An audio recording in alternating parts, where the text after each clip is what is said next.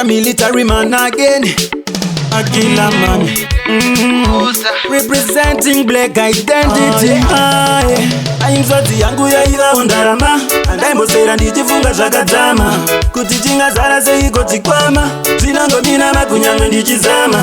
Andichinama kane kuna mvura nembama. Ndinongotenda izve nekurarama.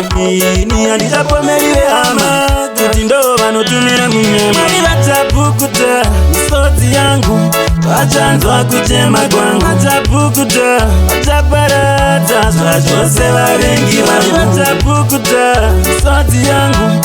Vachadaira izi yangu. Vachapukuta ize wangu murwiri wangu. Varipo vanovenga pandinofema vanotidenda fenda.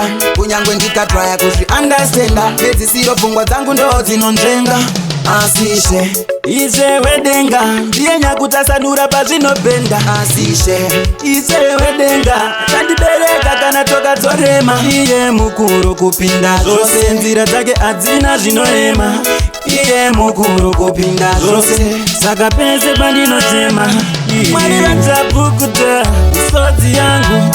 Vachanzwa kuchema kwangu. Vachapukuta vachaparadza zvachose vavengi vangu. Vachapukuta misodzi yangu.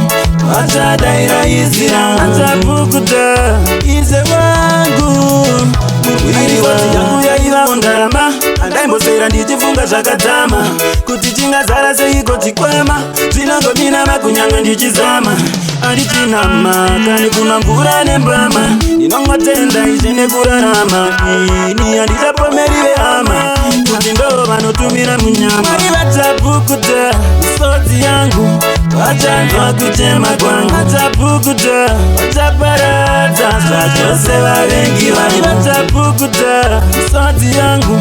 Vachadaira izi yangu. Vachapukuta ize wangu murwiri wangu.